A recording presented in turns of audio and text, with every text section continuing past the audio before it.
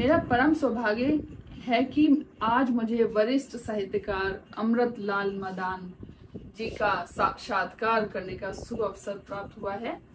आइए उनसे संक्षिप्त में बातें करते हैं और उनके अनुभवों से कुछ नया सीखते हुए उनसे बातचीत करते हैं। साक्षात्कार कार्यक्रम में आपका स्वागत है। आप जैसे वरिष्ठ साहित्यकारों का साक्षात्कार करना ही कार्यक्रम की प्रतिष्ठा को बढ़ाता है। आप प्राचीन और ऐतिहासिक शहर कैथल से हैं। इसकी साहित्यिक पृष्ठभूमि को संक्षिप्त में बताते हुए आप अपना परिचय दीजिए। पहले तो कैथल का थोड़ा परिचय दे दूं। हाँ जी बिल्कुल। वैसे तो कैथल बहुत पुराना शहर है, ऐतिहासिक भी है, पौराणिक भी है। कुरुक्षेत्र की जो 48 कोस की परिक्रमा है उसके अंदर कैथल भी आ जाता है। इसका पूरा नाम कपिस्थल था पहले जी, और इसको तीर्थ स्थल भी माना जाता है। जी, कपिस्थल का मतलब कि बांदरों बंदरों की भूमि। हाँ जी, तो यहाँ पे इसको होते थे पहले और फिर बंदर होते थे। हनुमान जी की जन्मभूमि भी कहा जाता है इसको, तो बानरों की भूमि भी कपिस्थल। तो हम तो पाकिस्तान से आए सन 47 में, तब से यहाँ कैथल से रह रहा हूँ। तो इसका एक ऐतिहासिक परिचय है और साहित्यिक परिचय भी आपने पूछा। भाई संतोख सिंह बहुत बड़े पंजाबी के शायर जिन्होंने ब्रज भाषा में लिखा, वो यही कैथल के तलवार। अच्छा जी। भाई उदय सिंह के यहाँ किला है। अच्छा। और आप आई हैं तो उस किले को भी देखिए। जी जी बिल्कुल। साहित्यिक परिचय काफी लंबा है, मैं अपना संक्षेप में बताना चाहूंगा। हाँ जी बिल्कुल संक्षेप। और लंबा विवरण ऐसे ही लगता है कई बार कि भाई अपनी मियां मिट्टू जी बिल्कुल। लेकिन वह बहुत ही जरूरी बात है, आपने पूछा है तो इसे बता रहा हूँ। वैसे मैं संकोच भी करता हूँ।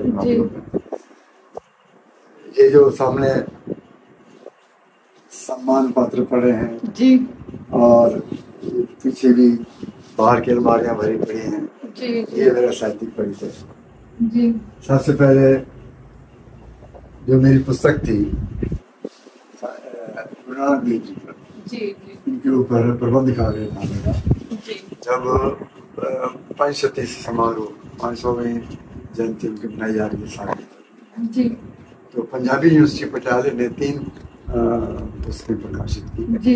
एक हिंदी में मेरी पुस्तक प्रकाशित की, संत महात्मा नाम से। ये काव्य समझ लो, प्रबंध काव्य समझ लो। और पंजाबी यूनिवर्सिटी पटियाला ने इसको पुरस्कृत भी किया और इसको प्रकाशित किया। ये तो बहुत खुशी की बात है। पहली पुस्तक आपको हार्दिक बधाई। अरे मेरी शादी नहीं। अच्छा, इसके पीछे कारण है जी। मैं जोगिंदर नगर साइड में गया हुआ था अपने जीजा जी के पास। वो मुझे एक दिन अंड्रेटा वैली ले आए। अच्छा जी। और सरदार सोभा सिंह आर्टिस्ट, जो कि पंजाब के बड़े मशहूर आर्टिस्ट हैं, जिन्होंने पेंटिंग सोनी मेवाल की, तो घर में गुरु गोविंद सिंह की आशीर्वाद देते हुए और ऐसे घोड़े पर चढ़े हुए, हाथ में बांध लिए हुए, और बाबा नानक की, ये जो बाबा नानक की, तो ये उन दिनों ये तो तस्वीर अभी उसमें अस्तित्व में नहीं आई। उससे पहले वो क्ले मॉडल बना रहे थे अपने स्टूडियो। तो कलाकार महोदय मुझे ले गए अपने स्टूडियो में और वहाँ दिखाया और मेरे से पूछा कि काका तू की कर रहा है? मैं टूट फूट कविता कह रहे टूट फूट क्यों महाकाव्य लिखो तुझे। मैं किस पर लिखूं? कह रहे तुम्हारे सामने महापुरुष बैठे हैं। तो बाबा नानक पहली किताब है संत महात्मा नाम से, और ये सौभाग्य समझ लिए कह लीजिए कि उसके पंजाबी यूनिवर्सिटी बता।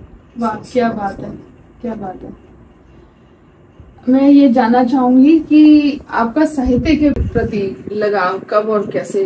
लगाव असल में तो संवेदनाएं पता नहीं कहाँ से आती है, माँ के दूध से आती है जी, या परमात्मा की कृपा से आती है और गिफ्टेड होती है।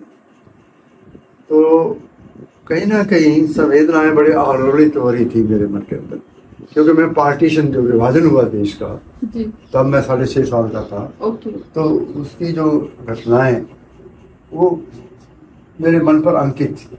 ओके, जिस प्रकार से हमने सफर की, एक बड़ी त्रासदी थी। हाँ जी, हाँ जी, और मन में कई प्रश्न भी उठते थे, हम क्यों अपना देश छोड़कर आए, जी, अपना वतन छोड़कर क्यों आए। जी, तो बच्चा था, समझ नहीं आती थी राजनीति। हाँ ये तो जैसे जैसे बड़े, तो कहीं ना कहीं जो विभाजन की त्रासदी है, जी, और वो मेरे मन में रही, और संवेदनाएं जो है उद्वेलित होती रही। भाई ये जो राजनीति धर्म के साथ खेली जाती है मिलाकर, और एक जहर फैलाया जाता है, ये देशों का विभाजन भी करता है, और विभाजन भी ऐसा कि लाखों लोग मारे जाते हैं।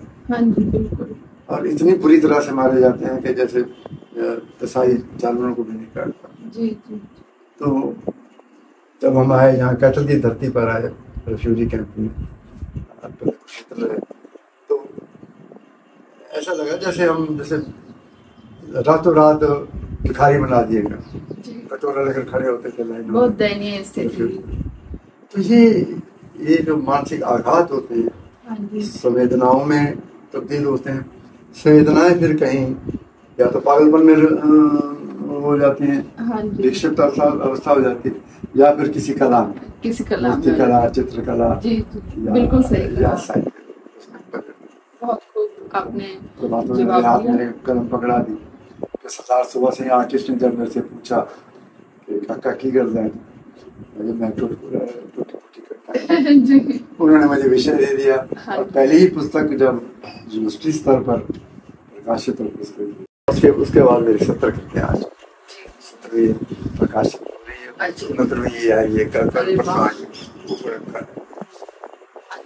आप बहुत ही बधाई के पात्र हैं। और मेरा अगला सवाल है, सर, लेखन की कई विधाएं हैं। आप जैसे गीत, कहानी, कविता, उपन्यास, नाटक, आपसे मैं ये जानना चाहूंगी कि आपने नाटक को ही क्यों चुना? ये बड़ा अच्छा प्रश्न पूछा। ये प्रश्न है कभी अपने आप से नहीं पूछा जी। तो गहरे में जाकर मुझे ये उत्तर मिलता जी कि नाटक की जान क्या है, तत्व क्या है नाटक का? द्वंद्व, अंतर्द्वंद्व, तनाव, कॉन्फ्लिक्ट जिसे हम कहते हैं, स्ट्राइफ, कॉन्फ्लिक्ट। तो वो जो मैंने अभी विभाजन की बात की और फिर संवेदनाओं के उद्वेलित होने की बात, उनमें कहीं त्रिप ये आता था, क्यों ऐसा हुआ, क्यों हिंदू और मुसलमान एक ही कॉन्टिनेंट में रहते हुए, सब कॉन्टिनेंट में रहते हुए, उपमहाद्वीप में रहते हुए आपस में इतने खिंचाव हो गया, तनाव हो गया कि देश ही बट गए, इंसानियत बट गई, बट गया, कट गई, डुबो दी गई पूल के दरिया। तो ये तनाव, मैं फिर अपनी पहचान, क्या मैं हिंदू या इंसान हूँ? हिंदू और इंसान में अगर इंसान हूँ तो मैं क्यों मुसलमान को नफरत से? यही बात फिर ये जब पंजाब में आतंकवाद शुरू हुआ, वो मैं क्या हूँ, क्यों मैं एक पगड़ीधारी को घृणा की दृष्टि से कहने की राजनीति जहर फैला रही।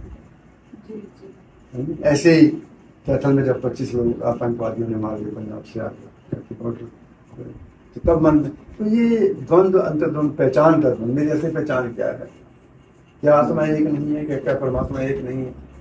तो ये जो बड़ा एक वो है ना, बड़ा तात्विक प्रश्न है, दार्शनिक प्रश्न है। फिर छोटे स्तरों पर और भी कई प्रकार के द्वंद्व, राजनीति के, कोई गरीब क्यों है, कोई अमीर क्यों, और फिर अच्छाई और बुराई के द्वंद्व, क्या अच्छाई है, क्या बुराई। अच्छे लोगों में भी बुराई के तत्व मिल जाते हैं और बुरे लोगों में भी संत महात्मा के तत्व मिल जाते हैं। तो ये जो प्रश्न जो थे, वैसे तात्विक दृष्टि से देखा जाए आध्यात्मिक, लेकिन नाटक का विषय भी बनते हैं। तो मेरे नाटकों में तनाव, विचार, प्रेम और वासना में, व्यक्ति प्रेम में और समष्टि प्रेम में उत्तरदायित्व कैसा है, कौन प्रमुख है, तो ये प्रश्न बड़े आलोड़ित करते हैं। तो वो फिर नाटकों का रूप है, वो फिर जो पात्र बनते हैं एक न एक विचार के प्रतीक, वो हमें संघर्ष करते हैं। बहुत खूबसूरत उत्तर दिया आपने। मैं आपसे जानना चाहूंगी कि आपने जीवन की कई बहारें देखी हैं, आपने कविता के स्वरूप को बदलते हुए देखा है, आपने नाटक के स्वरूप को बदलते हुए देखा है।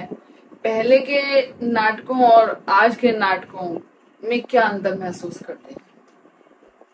जहाँ तक नाटक या रंगमंच का सवाल है, इस इलाके में हरियाणा में तो रंगमंच है नहीं, आधुनिक बोध का रंगमंच नहीं। अच्छा।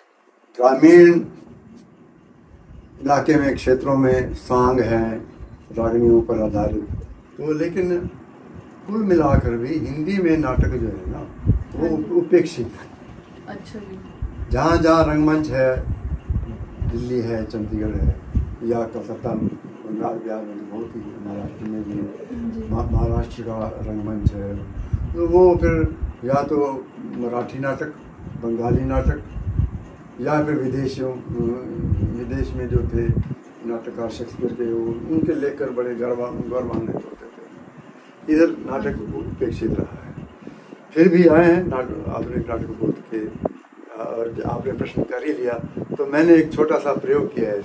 अच्छा। उसको मैंने रंगमंच के नाटक नहीं कहा, मन मंच के रंग कहा। हाँ जी, बिल्कुल। मन मंच के रंग, उसमें एक अभी पुस्तक छप कर आई है। अच्छा। और यहाँ भी पढ़ी है, यहाँ पढ़ी है ये हाँ जी, ये मन मंच के रंग। और इसमें मैंने क्या किया कि भाई रंगमंच क्यों अपेक्षित है, क्योंकि थिएटर चाहिए, सामग्री चाहिए, सज्जा धज्जा, प्रेक्षागृह पूरा वो महंगा पड़ता है, किराया पर लो तो 30,000 40,000 रुपये कौन भरे। तो नहीं, रंग मंडलियाँ जो है या तो बिल्कुल नाटक खेल लेती हैं। तो फिर मैंने कहा भी ये जो हमारा मन है, इंसान का मन है, ये भी तो एक प्रकार की स्टेज है जी। बिल्कुल।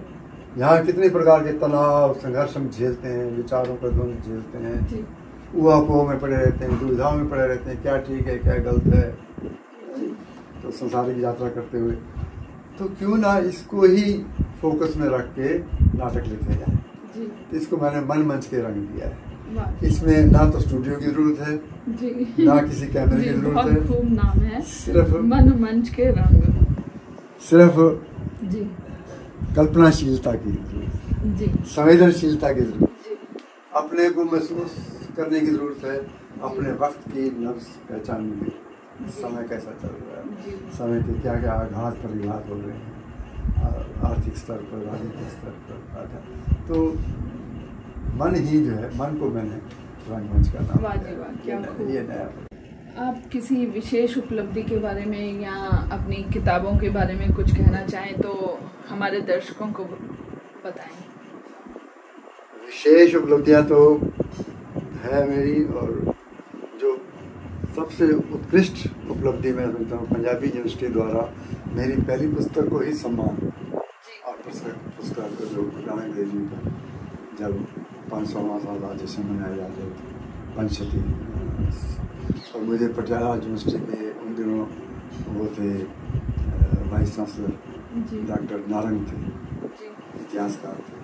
मैं उनके दर्शन करने गया, उनके आशीर्वाद लेने गया, तो उन्होंने बड़े हैरान होकर मुझे देखा, काका तू लिखा है ग्रंथ, वाह जी वाह, काका तू लिखा है ग्रंथ। हाँ उनके मैंने चरण छुए, कहते मैंने पाओगे, तो कहते हैं काका जो है वेरी ब्राइट फ्यूचर, उनका आशीर्वाद समझो।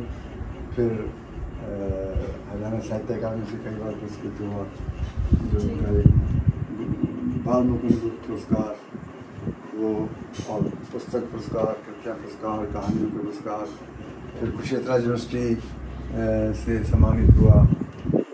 यहाँ की सेवा संघ को मैंने जो राष्ट्रीय सेवा योजनाओं की है NSS, उसके गीत लिखे, तो और भी कई संस्थाओं ने, एक ये राष्ट्रीय संगोष्ठी में सम्मानित हुआ जलगांव यूनिवर्सिटी महाराष्ट्र में, हाँ जी, और शहरों में, या ये बंगाल में गया था शांति निकेतन, हाँ जी, ये शांति डॉक्टर रविन्द्रनाथ वहाँ कविता पाठ किया रविन्द्रनाथ टैगोर जी का। हाँ जी, हाँ जी कविता पाठ किया मैंने तो आकाशवाणी की तरफ से। जो 26 जनवरी का एक हाँ जी। राष्ट्रीय कार्यक्रम होता है हाँ जी। उसमें आकाशवाणी की ओर से वार्षिक जो जी वहाँ जोधपुर बीरभूम डिस्ट्रिक्ट में शांति निकेतन का ये हमारे लिए बहुत ही खुशी की बात है कि हम इतने महान साहित्यकार नहीं, के कोई दर्शन मेहमान कर रहे हैं नहीं कि है। जिनकी इतनी उपलब्धियां जैसे हैं। जैसे अवसर उपलब्ध होते रहे और हमारे छोटे शहर में पढ़ा हूँ मैं कैथोलिक जी मेन रोड पर भी नहीं है, मेन लाइन पर भी रेल लाइन भी एक छोटा सा शहर है, अब डिस्ट्रिक्ट बन गया तो अवसर इधर कम ही आ पाते हैं। बड़े शहरों वाले अवसर हड़प लेते हैं, जी लेकिन जब भी अवसर मिला मैंने उसका उपयोग किया। पूछिए। नाटक का समाज पर क्या प्रभाव है और आप नाटक लिखते समय कैसी अनुभूति महसूस करते हैं?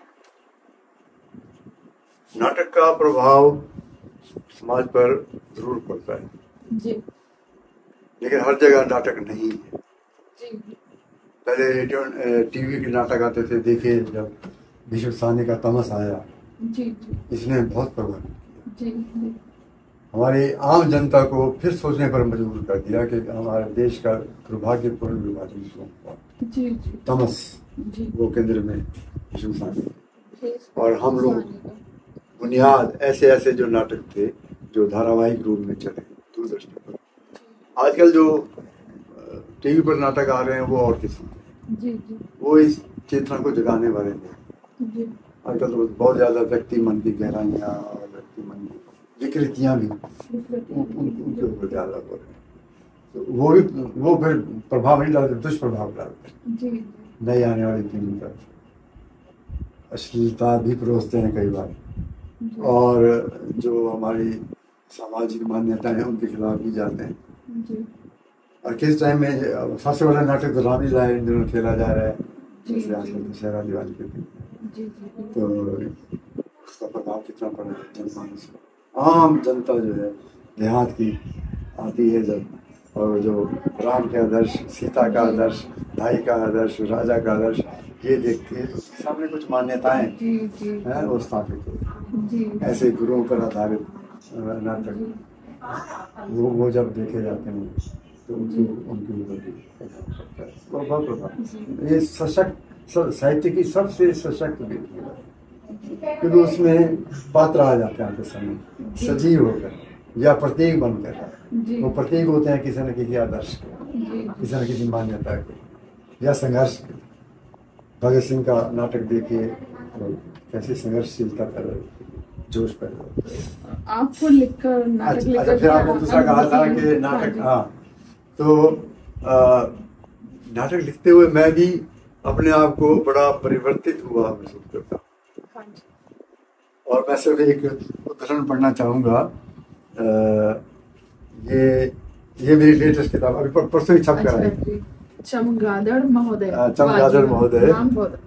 इसमें तीन नाटक हैं, बड़े नाटक जी। तो इसके समर्पण में मैंने जो लिखा हुआ संक्षेप में, तो वो देखिए। जादुई नाट्य कला को समर्पण किया है मैंने। जादुई नाट्य कला को जो एक साधारण रंगकर्मी या कलाकार के प्राणों में भी फूंक मारकर उसे असाधारण, अन्य एवं विशिष्ट पात्र बना देती है जी। और चाहे अस्थायी रूप से ही सही स्वयं नाटककार। बहुत खूब। एक साधारण नाटककार भी साधारण व्यवस्था में कोई एक आम इंसान है, जिंदगी की लड़ाई लड़ता हुआ महंगाई से और घरेलू परेशानियों से, सारी सामाजिक व्यवस्थाओं से, लेकिन जब वो नाटक लिख रहा होता है तो वो कोई और ही अस्तित्व हो जाता है कभी। और ऐसे ही आम आदमी जो पात्र बनते हैं मंच पर जाकर, वो जब उस पात्र का अभिनय कर रहे होते हैं, उस पात्र में ढल जाते हैं, तो उनके ऊपर तो कुछ और ही उनके चेहरा पर कुछ और ही पात्रांकित हो जाता है। आप पात्रों को जीते हैं, नाटक लिखते भोगते हैं उसके। तो ऐसी सशक्त नाटककार को भी परिवर्तित कर देती है। आप सच मानिए, मैंने इस कमरे में बैठकर कितनी नाटक लिखे, जी जी और सुबह सुबह अर्ली मॉर्निंग लिखी है, रात को मैं जल्दी उठ जाता हूँ। जी जी अर्ली मॉर्निंग में सुबह सुबह मैं समझता हूँ कि वाइब्स ऐसी आती हैं प्रकृति की ओर से, सरस्वती माँ की, शारदा माँ की, जिस पर आप श्रद्धा रखते हैं उनकी कृपा होती है, तो अपने आप ही चीजें आती हैं। तो मैं कई बार नाटक लिखते हुए फूट फूट कर रोया। जी बिल्कुल, आपने पात्रों को जिया है। जिया है। दरवाजा बंद होता है, मैडम सो रही होती है, जब बच्चे थे तो बड़े हो गए, दूसरे शहरों में चले गए, वो सो रहे थे, किसी को पता नहीं पापा क्यों रो रहे हैं, पता ही नहीं पापा रो रहे हैं।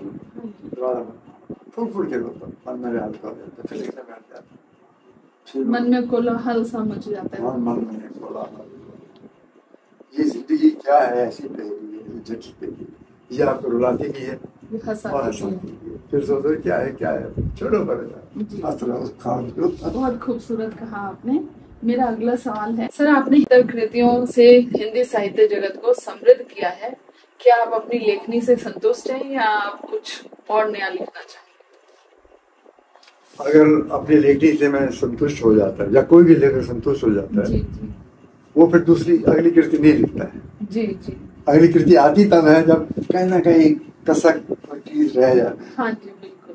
फिर उसको वो दूसरी कृति में, तीसरी कृति में, ऐसे करते करते, क्योंकि समाज ये अपने आप में एक अथाह सागर है।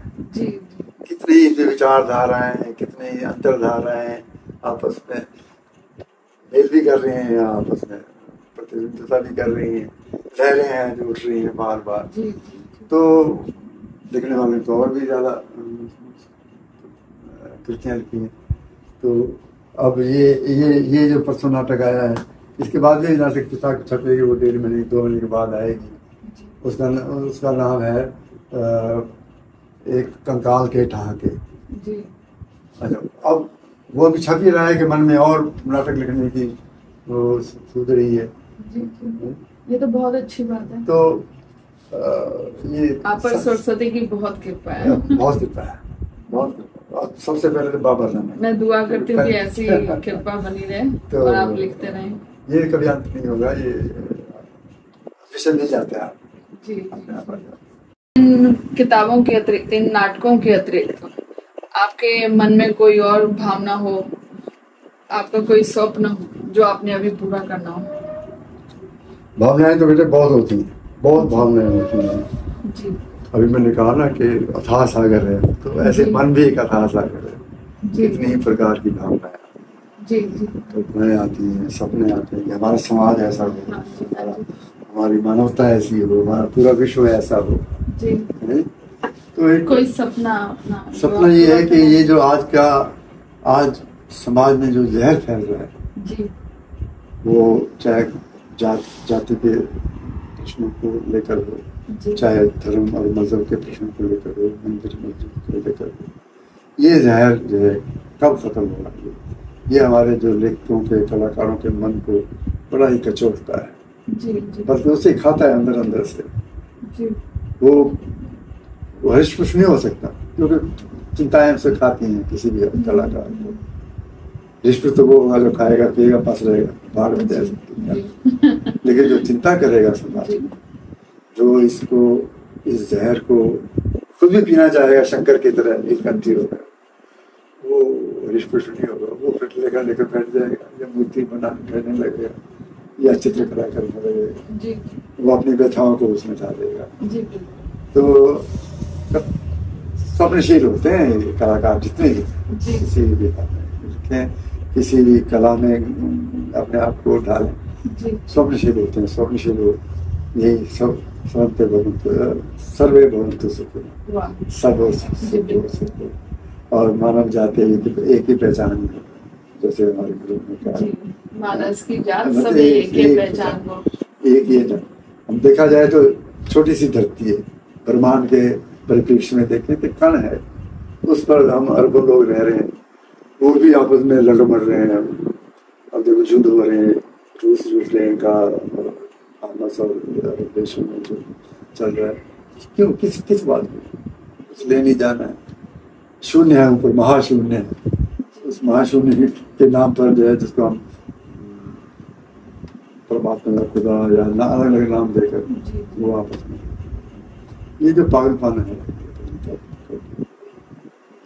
सिर्फ मोहब्बत, प्यार, एक दूसरे की समझ, एक दूसरे के प्रति सहनशीलता ही इंसानियत को बचा सकते हैं। तो थर्ड वर्ल्ड मंडरा रही है हमारे, ये बहुत खतरा बना है।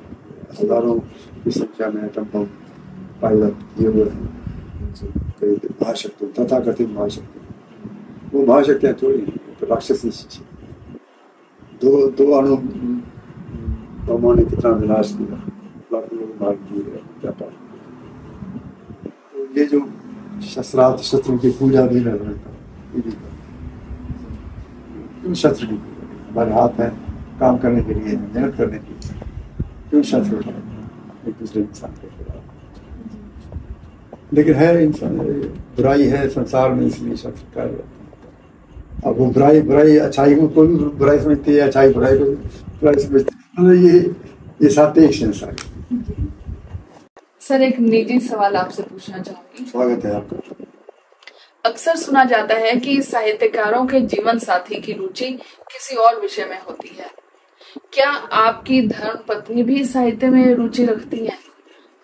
आपकी लेखनी, आपके लेखन प्रक्रिया की वो कितनी भागीदार हैं? कितना वो सहायक होती हैं आपकी लेखनी प्रक्रिया में? ये हमारी धर्म पत्नी है।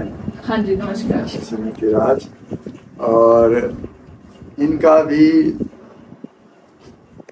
लेखन में शौक पैदा हुआ, क्योंकि कई मामलों में ये बड़ी गंभीरता से सोचती हैं और रिएक्ट भी करती हैं।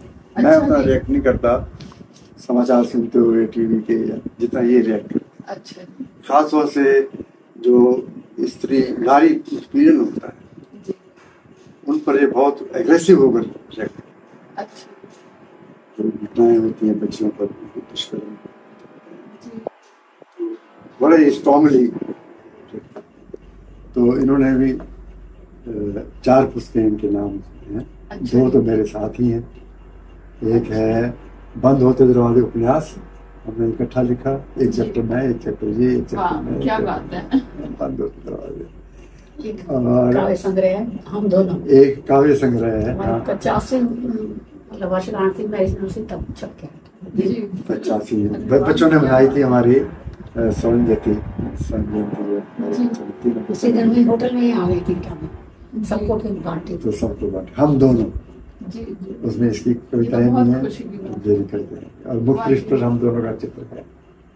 क्या बात है। तो 2 इसकी इंडिपेंडेंट है, कहानी संग्रह है। क्या नाम है? एक तो छाया, सांध्य वेला और अन्य कहानियां, और एक शायद छाया पत्र। छाया पत्र तो कहानी का नाम,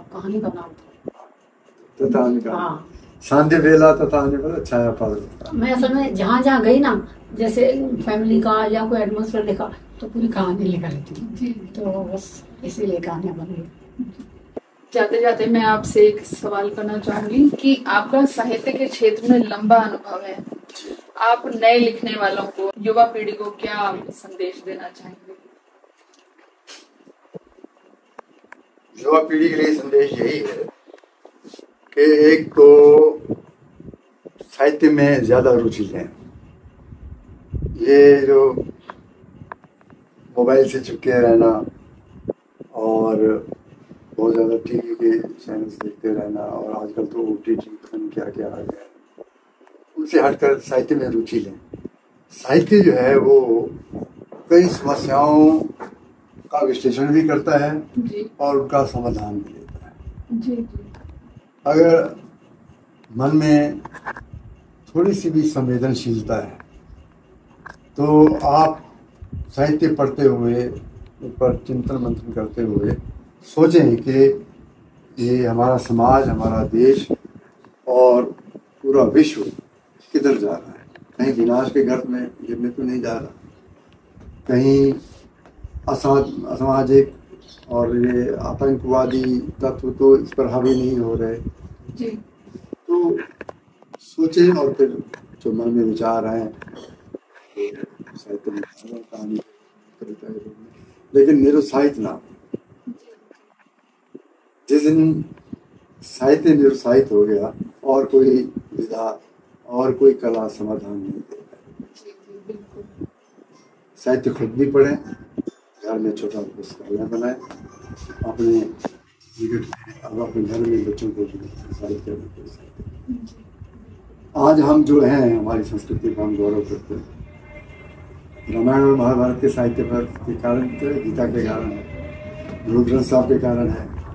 तो जो श्रेष्ठ ग्रंथ हैं वो हमारी साहित्यिक रचनाएं हैं, जो आध्यात्मिक रचनाएं मानी जाती हैं। तो मैं तो खास उससे कहानी है, महाभारत की कहानी और महान नाटक है, ऐसे गुरु ग्रंथ साहब निचोड़ है सब। तो साहित्य को उपेक्षित मत करें, उनको पढ़ें, पढ़ाएं और चिंतन बने करें। निरुत्साहित करेगा, साहित्य और समाज का रिश्ता बनाए। इसके साथ ही हम आपसे विदा लेते हैं। बहुत ही खूबसूरत आपसे ये सवाल जवाब का बहुत ही खूबसूरत सफर रहा और इसके साथ ही मैं आपसे विदा लेती हूँ। मुझे भी खुशी हुई और आपके चैनल के लिए शुभकामनाएं। शुक्रिया जी। कि आप ये जो साहित्य की किरणें हैं फैलाएं ताकि अंधकार हटे, जग चानन हो। पहली प्रदीप। अच्छा, पहली। हाँ, ये अभी कुछ नहीं आई है। ओके जी। ये सत्यमन है, इसमें कविता है जी। मच के रंग, इसमें छोटे नाटक हैं जी। और इसमें कई और विधाएं हैं। चार विधाएं, 4 पुस्तकें में आप